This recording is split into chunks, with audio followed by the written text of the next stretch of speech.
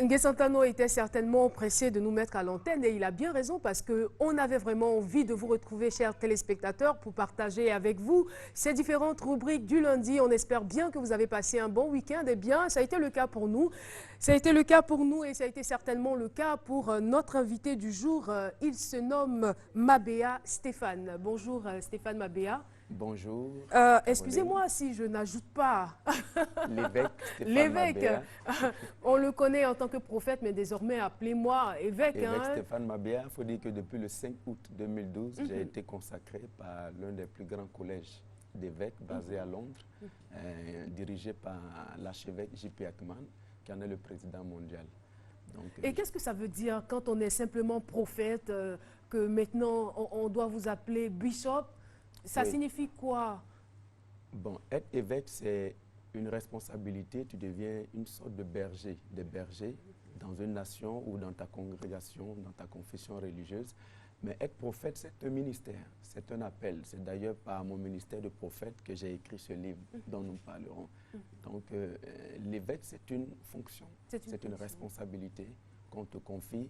C'est pas simplement à titre honorifique qu'on porte. Non, c'est vrai que dans le milieu religieux, on peut voir ça comme un honneur, mais je vais dire c'est une charge. C'est une charge. C'est une charge. Elle est lourde? Elle est très lourde même. Mais gloire soit rendue à Dieu qui me fortifie et qui m'aide dans cette tâche-là. Amen, amen. En tout cas, on aura certainement une bonne dose de spiritualité dans cette rubrique, le livre de la semaine. Ça n'arrive pas tous les jours, mais quand même, on a un peu d'expérience, voilà, des hommes de Dieu, des prêtres, des prophètes, des pasteurs qui commencent à s'intéresser à la littérature, qui commencent à écrire. Et c'est très bien, c'est très bien d'ailleurs. Ne dit-on pas que les paroles s'envolent et les écrits restent. Et aujourd'hui, j'encourage beaucoup plus les hommes religieux, les prêtres, les évangélistes, les pasteurs, à beaucoup mettre sur écrit leurs sermons. C'est ça. Parce que tu peux finir de prêcher et puis bon, quelques mois après, quelques années après, on a oublié. On a oublié voilà. ça. Alors que mettre ça sous pli, dans 10 ans, dans 20 ans, même que tu sois plus sur la terre des hommes, on te lira toujours. C'est le message qui passe. Voilà, donc joindre l'écrit, joindre plutôt l'oralité à l'écrit, ça fait perdurer quand même l'information, ça fait perdurer le message. Merci beaucoup. C'est avec vous que nous allons animer le livre de la semaine. Et le titre, tenez-vous bien, il n'est pas très ordinaire, le jugement des sorciers. Je dirais les sorciers ont chaud aujourd'hui, hein, enfin, avec lui. Moi, je ne les provoque pas du tout. Elle ne vous a rien fait. Le jugement des sorciers, c'est donc le titre de l'œuvre que nous présente l'évêque Stéphane Mabea. C'est pour tout à l'heure. Et puis juste après, nous aurons Béranger Boilly, le président des usagers de l'Internet, qui viendra bien sûr nous éclairer sur un autre thème, la gouvernance de l'Internet. Qu'est-ce que c'est? Et puis la troisième partie de l'émission est toujours consacrée à nos invités de la direction commerciale et marketing. Et puis vous le savez aussi, RTI Musique est présente dans cette émission parce que nous avons des variétés musicales, juste le temps pour nous de respirer et aussi de vous faire plaisir. Voilà, Nguyen Santano est à la réalisation et puis il se charge de vous diffuser cette première variété musicale. A tout de suite.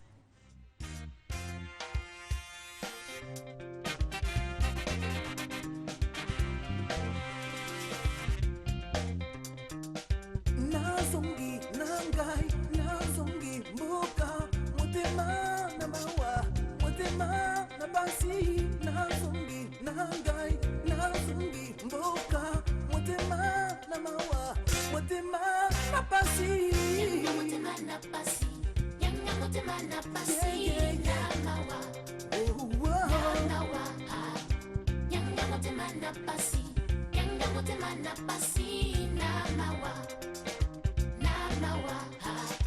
Nazongi, nangai, nazongi, mboka, motema na mawa, motema na basi, nazongi, nangai, nazongi, mboka, motema na mawa, motema na basi, no, no, no, yeah, yeah, yeah, oh, oh. Yanga motema na basi, yanga motema na basi, na mawa.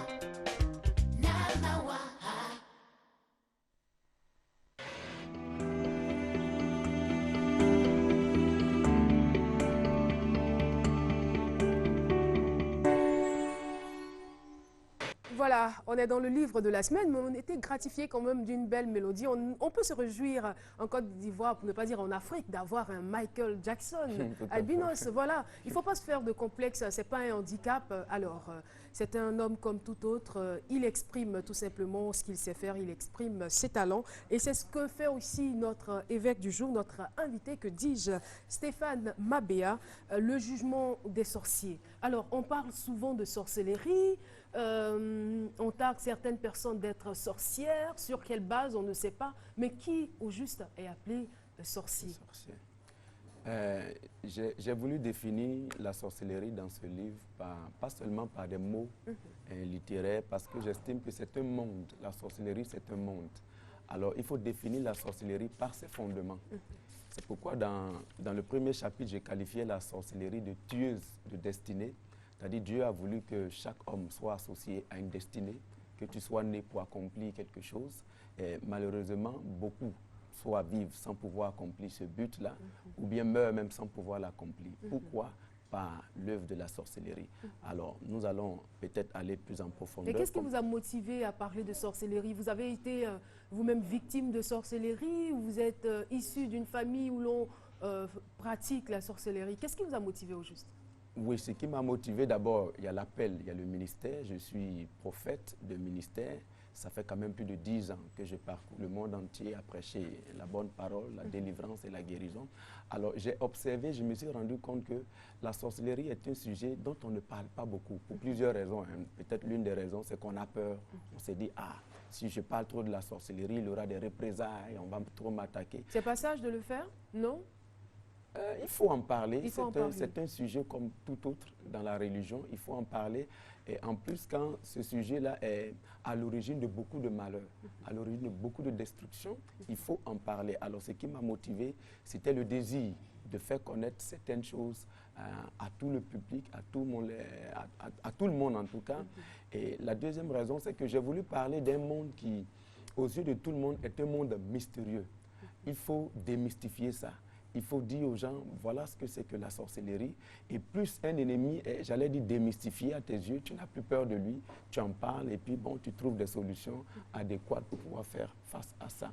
Maintenant, oui, j'ai été aussi victime de la sorcellerie et je dirais même qui, en m'écoutant, n'est pas victime de la sorcellerie parce que dans chacune de nos familles africaines, comme partout ailleurs, il y a la sorcellerie. Il y a au moins une personne qui pense mal de toi, il y a au moins une personne qui a des décès ou des projets maléfiques à ton encontre, parfois sans même que tu ne le saches.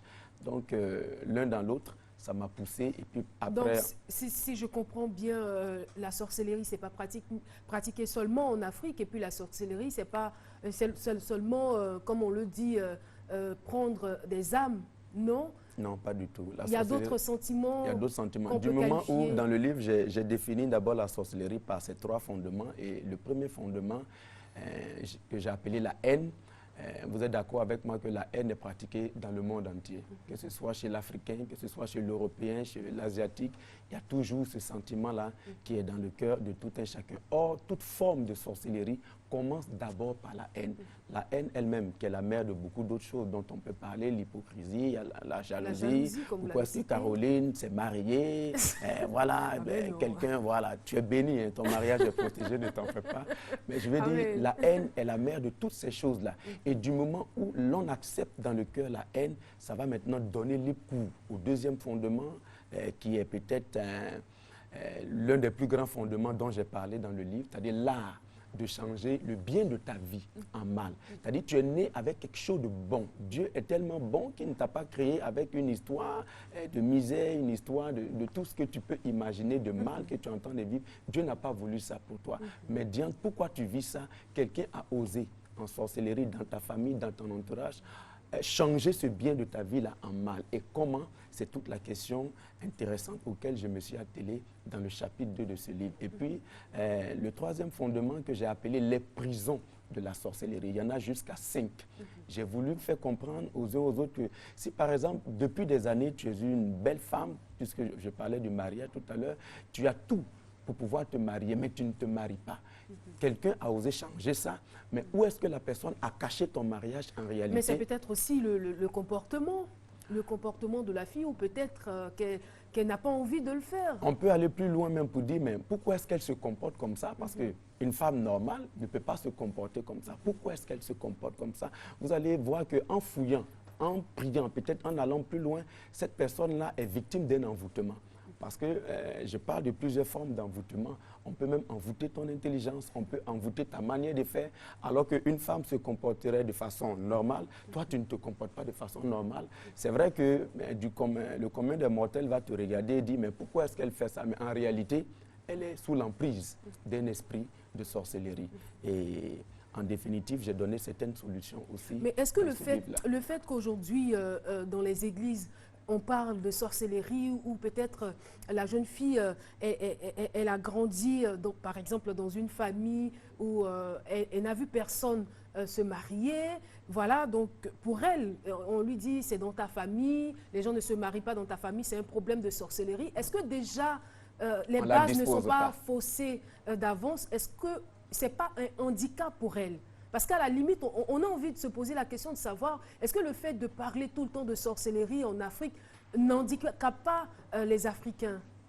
C'est pour ça, dans ce livre, en préambule, j'ai expliqué aux gens que non seulement ce n'est pas une apologie que je vais faire à la sorcellerie, mais je ne donne pas aussi à mon lecteur cette vie facile, oh, si telle chose m'arrive, voilà. C'est parce que c'est la sorcellerie, je ne vais pas étudier, mais si tu n'étudies pas, tu ne vas pas avoir ton examen. Mais c'est des choses qu'on voit, hein. C'est des choses qu'on voit au quotidien. Voilà, il y a la sorcellerie dans ma famille, les gens ne réussissent pas dans ma famille, donc on ne franchit pas le cap de la terminale, et puis on n'étudie pas et on il reste faut situation. étudier pour avoir son examen, il faut se battre pour réussir dans la vie, mais le problème est que je me bats, je me force à étudier, j'ai tous les diplômes pour avoir le bon poste qu'il me faut, mais pourquoi est-ce que je n'arrive pas à l'avoir? Donc, à toutes ces personnes qui ont fait tant d'efforts, qui n'arrivent pas à avoir des réponses à certaines questions qu'elles se posent, ce livre-là est le bienvenu, pas pour les paresseux, pas pour quelqu'un qui, oui, tu n'étudies pas, tu ne cherches pas du boulot, ça et là, non, pas pour eux. Alors, la jeune fille dont vous preniez l'exemple, qui n'arrive pas à se marier parce que dans sa famille, c'est comme ça. Avant elle, sa mère ne s'est pas mariée, la mère de sa mère ne s'est pas mariée.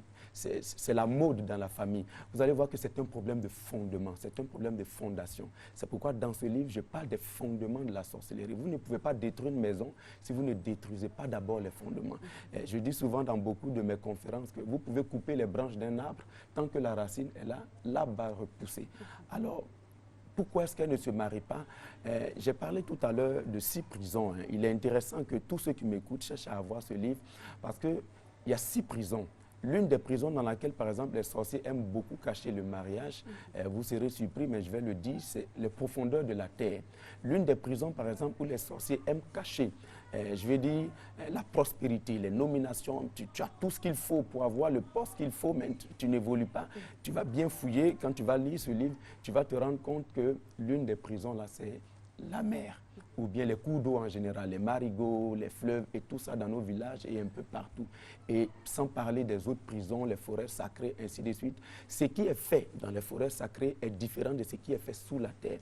Alors, je dirais que tu cherches un domaine de ta vie que tu ne retrouves pas, par exemple le mariage, mais il faut chercher à comprendre. Vous insistez quand même sur le mariage. J'insiste parce que quand même, l'être humain, vous savez, il y a 3 choses qui sont quand même importantes dans la vie de l'être humain. D'abord, il faut travailler.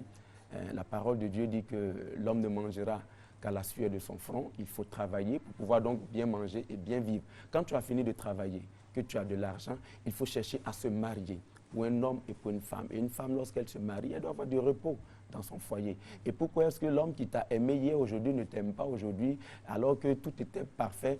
Tu vas comprendre aussi en lisant ce livre que la sorcellerie peut s'infiltrer même dans des maisons pour détruire le bon foyer et le bon ménage des uns et des autres. Alors il faut insister, il faut le rappeler parce qu'après le travail, le mariage est important et puis maintenant, sans parler de d'autres domaines de la vie que l'être humain recherche, à savoir les promotions, les nominations, c'est important. Dieu a créé l'être humain pour de bonnes choses, pour ça. Et dès lors que tu ne vois pas ces choses, alors il faut te poser des questions, il faut chercher à comprendre ce qui se passe dans ta vie. Et la sorcellerie, justement, est l'une des causes à beaucoup de malédictions et de blocages. Vous dites la sorcellerie, qu'on le veuille ou pas, est une gangrène qui ronge notre planète. Mais pourquoi on a l'impression qu'en Afrique, c'est plus accru, qu'en Afrique, les gens sont plus disposés à cela? Bon, c'est ce que les uns et les autres pensent. La sorcellerie, comme je le dis dans le livre, ce n'est pas seulement en Afrique. C'est ça.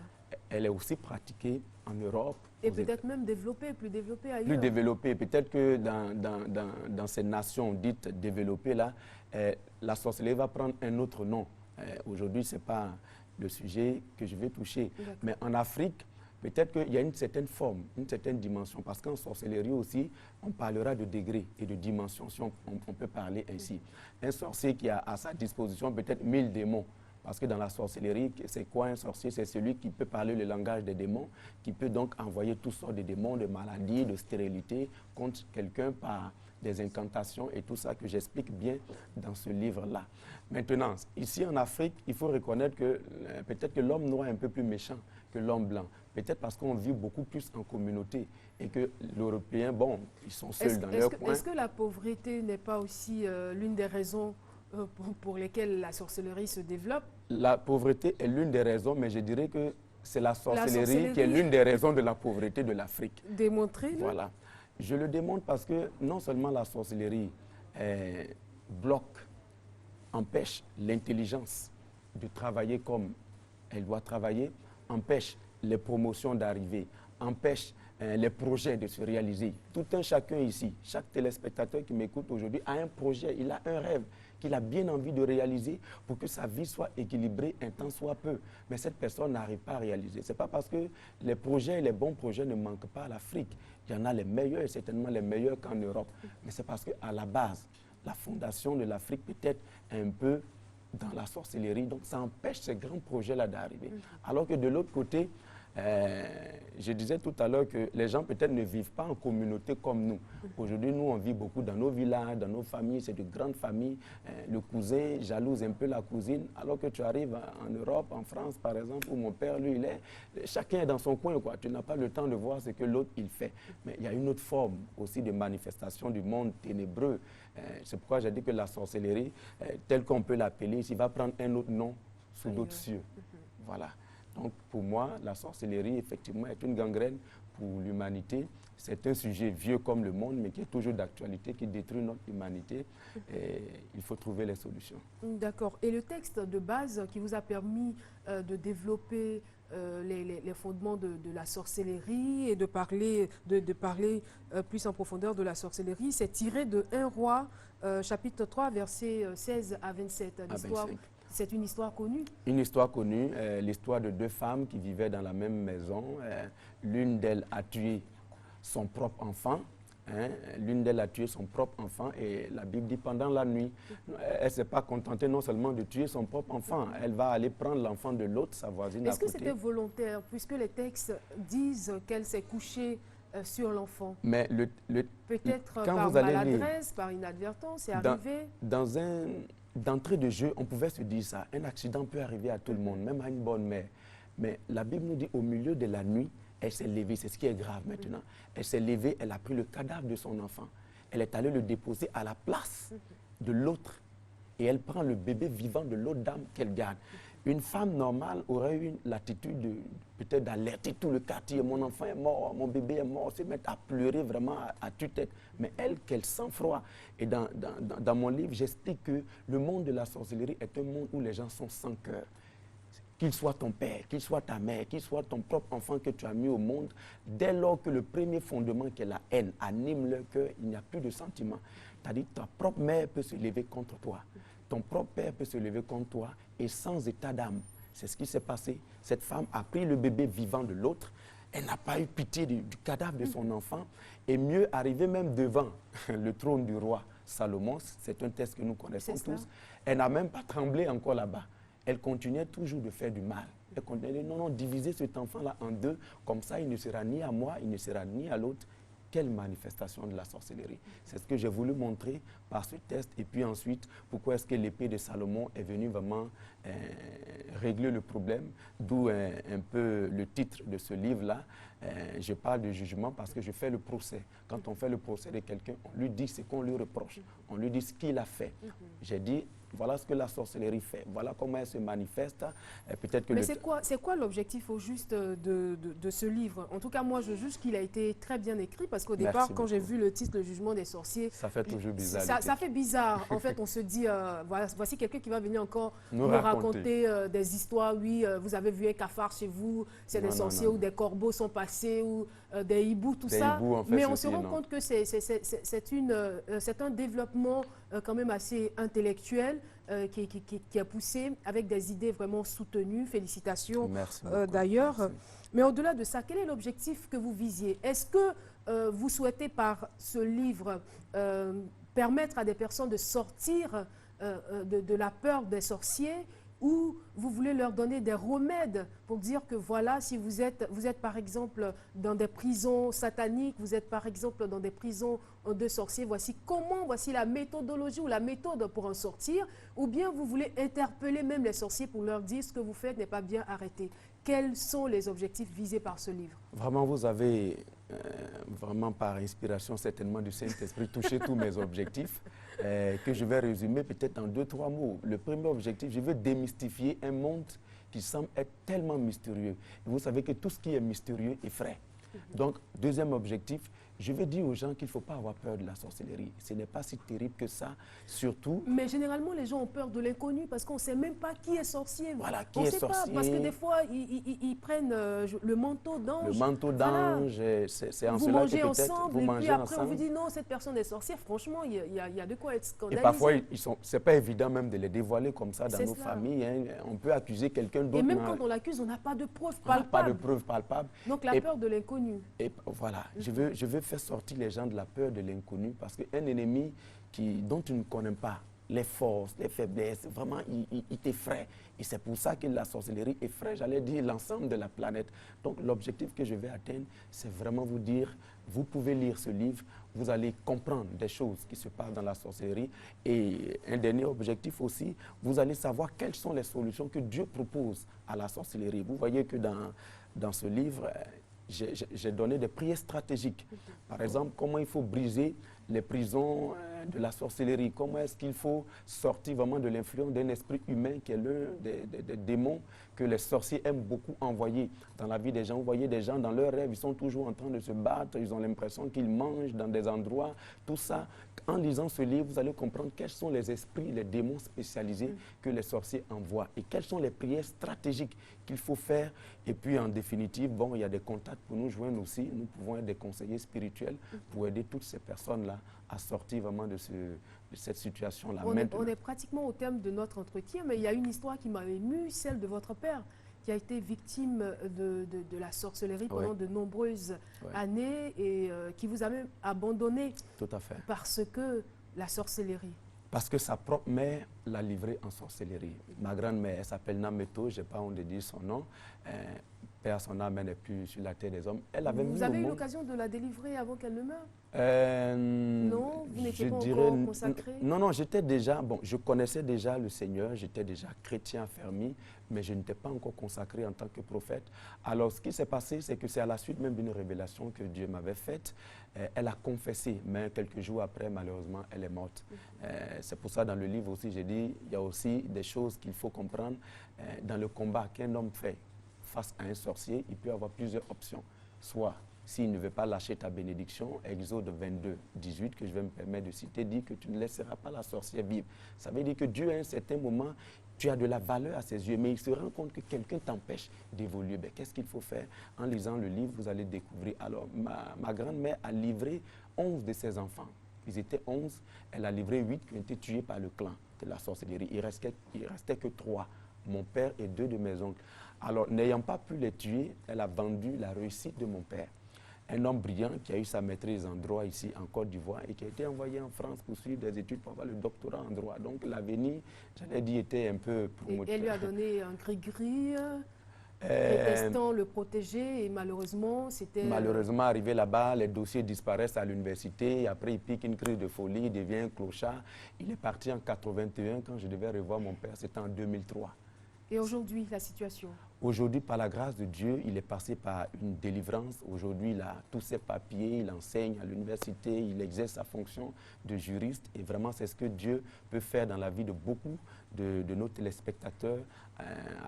D'ailleurs, que j'invite à lire ce livre pour comprendre des choses. Et puis, la solution divine est la meilleure. Ce n'est pas la peine d'aller nulle part. Dieu seul peut faire la délivrance dans la vie de tout un chacun. Merci beaucoup, évêque Stéphane Mabea. Merci d'être venu sur notre plateau nous éclairer sur le phénomène de la sorcellerie. Comme il a dit, la solution, c'est la solution divine. Il ne faut pas aller ailleurs pour chercher une autre solution. Le jugement des sorciers. Voilà, c'est donc le livre que nous présentait notre auteur du jour. Je rappelle, il faut le dire, il est né en 1976. Il est donc jeune et titulaire d'un brevet de technicien supérieur, option maintenance informatique et informatique industrielle. Voilà, donc il est marié et père de 3 enfants. Très bonne journée à vous. Merci à vous aussi. La transition musicale pour accompagner l'évêque et puis on passera à la rubrique Internet éthique. À tout de suite.